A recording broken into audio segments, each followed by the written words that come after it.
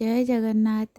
आज एक नुआ रेसिपी नहीं आसी आरिसा पिठा। आरिसा पिठा हूँ आम ओडिशार पारंपरिक ऑथेंटिक पिठा।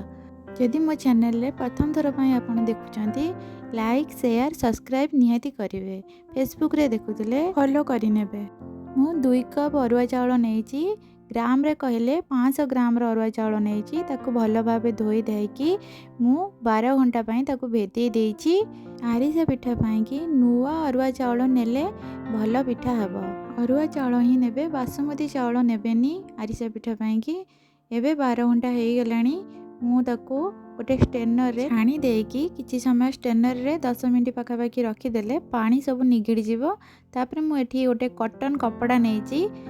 कॉटन कपड़ा रे चाउल को एमती बिछे देउछि। चाउल को खरार सुखाइबे नहीं, फैन तले आधा घंटा मात्र रखिबे जेमिति कि चाउल ड्राई हबनी, जस्ट हाथ को ओदा ओदा लागुथुबो।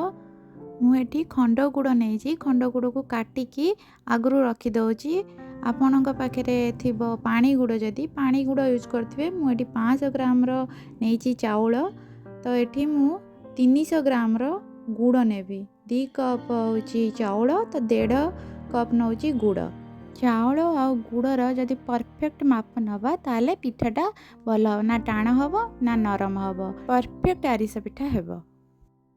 देखंतु चाउल पूरा ड्राई हेनी, हाथ को केमती ओदा ओदा लगुची। ताकू एबे ग्राइंडर जार ग्राइंडिंग करदबा। मु ताकू ग्राइंडिंग कर सारलेनी। ताकू ग्राइंडिंग करिकी एबे गोटे चलारे चलै दउची। केही केही जण एमती चलांतीनी, सेमती ग्राइंडिंग कर सारिकी डायरेक्ट पिठा करंती। किंतु पतला टिके रहले पिठाटा भल हबो, सेति पई मु चलै नउची। ताकू एमती घोरे दउची, कारण न घोरेले सुखिला आइजबो, पिठा सुखिला सुखिला लागिबो। मु गोटे प्यान नहीं जाइछि। प्यान रे एबे गुड़ दे दबा। गुड़ मेल्ट हबा पाई कि ता देरे किछि पानी दे दबा। पानी दे देले गुड़टा मेल्ट हो जिवो। गुड़ पागटा टिके जल्दी हो जिवो।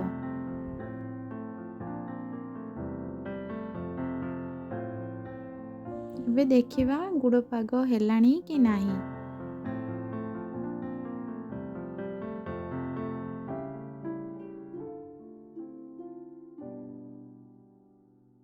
देखंतु हाथ रे टिके टिके मिसी जाउची, हेइनी।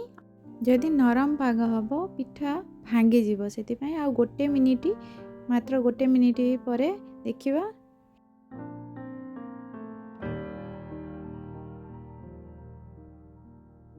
देखंतु हाथ को जेंती जेली भलिया लागुची, जेली भलिया लागुथबो हाथ को, ताले पाग ठीक हेछि। तापरे एबे चाउल चुना को धीरे धीरे पकेकी ताको गोळे दो। एका संगे सबु पकेबानी, धीरे धीरे पकेकी ताको गोळे दबा। जदि अधिक क्वांटिटी करुथिबे आरिसा पिठा, आउ काहाकू कहिबे घरे कि सी चाउल गुंड पके देबे, आपण गोळेबे। एमती कले जल्दी जल्दी हे जिवो, नहेले गुड़ पाग टाण हे जिवो। गोटे चामच पान मधुरी पकईदेली, गोटे चामच गुजराती गुंड, गोटे चामच घी पकईदेली। ता भल फ्लेवर आसो आरिसा पिठारे। सबू पकई सारा परे ताकू भल भाव गोलेकरी किछि समय ठंडा हवा पाई छाड़ीदबा। टिके ठंडा हो गला परे पिठा गढ़िबा।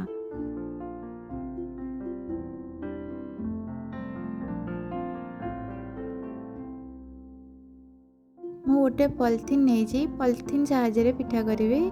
पॉलिथीन साहाय्य पिठा करहब, ना आपण हाथ रे ताकू प्रेस करके पिठा करि परिबे। कदली पत्र रे प्रेस करके पिठा करि परिबे। कदली पत्र रे थापी थापी पिठा गले जल्दी हो जिवो पिठा।